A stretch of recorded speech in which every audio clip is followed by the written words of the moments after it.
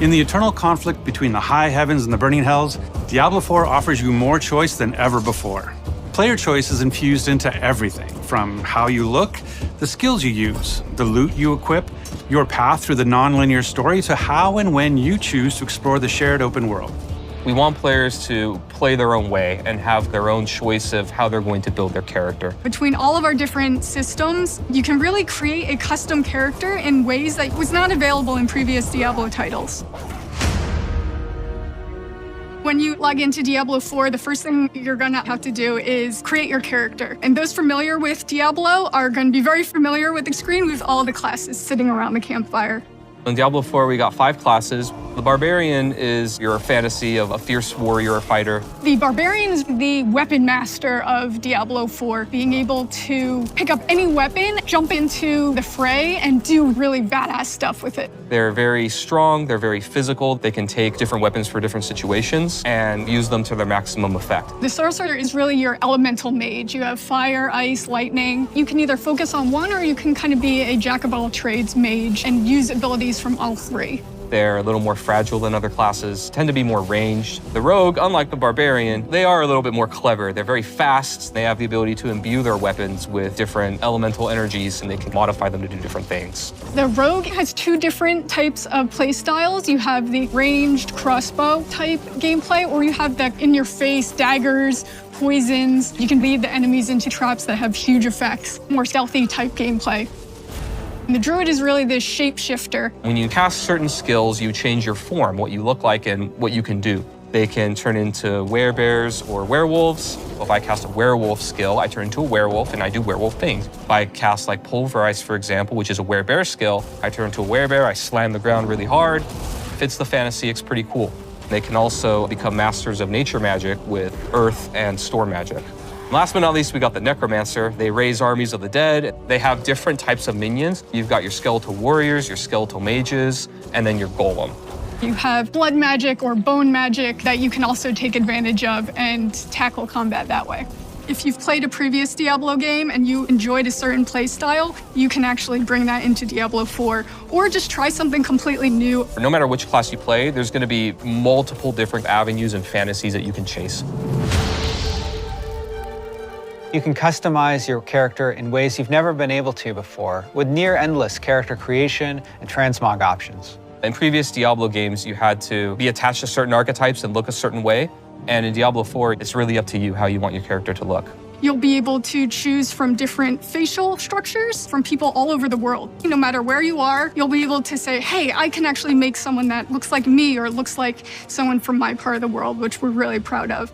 You can pick a hairstyle for your character, and every class actually has a specific hairstyle that no other class can use. You can pick your eye color. We have some really fun ones. We have eye glowing, we have a bloodshot type eye, and then you can actually pick a marking, which is a tattoo or a design that covers your entire character, and there are dozens of those.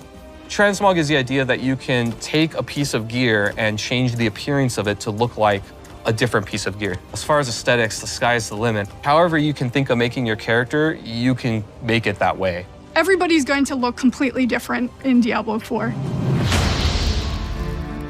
One of our pillars for class design in Diablo IV is this idea that we want players to play the way that they want to. When you first start the game, we introduce you to the idea of the skill tree. As you level up, you get access to these different skills or passives or upgrades to make your character more powerful.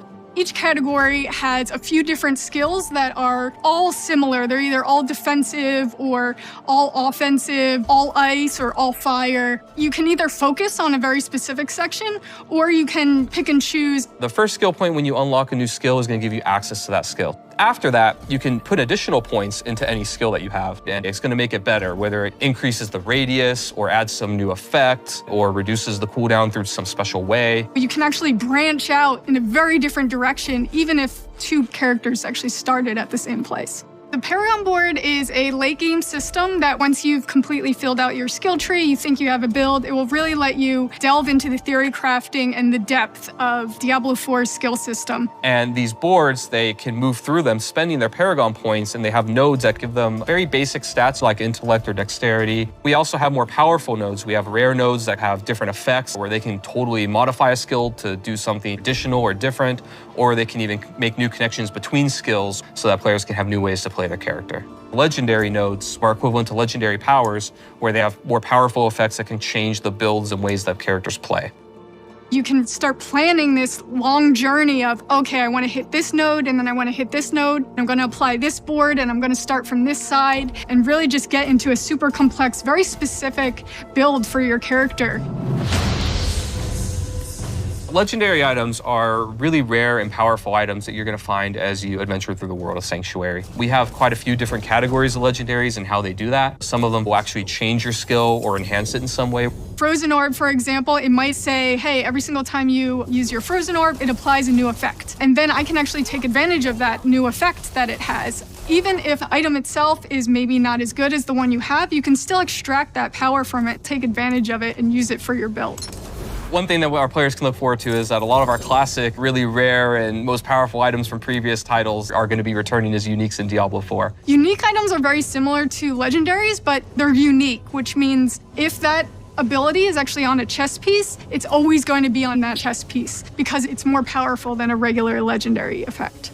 Crafting is a big part of Diablo 4. We have all kinds of different ways that you could upgrade and interact with NPCs to make your gear better. You can increase the item level or power of your gear, so you can actually get a piece of gear and just make it stronger. You can also add sockets to your gear so that you can put gems inside of it. There are a lot of different ways that players will be able to customize their experience in Diablo 4. Every single player is going to have a different experience and a different build at the end of the day.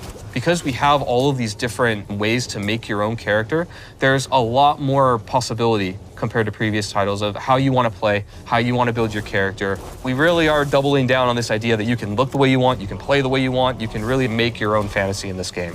Hell welcomes all, and so does Diablo 4. In the coming weeks, we'll be sharing even more about how to play your way. Now, our launch on June 6th is getting closer. Closer still if you got early access. And we can't wait to see you in Sanctuary. Hail Lilith, Blessed Mother.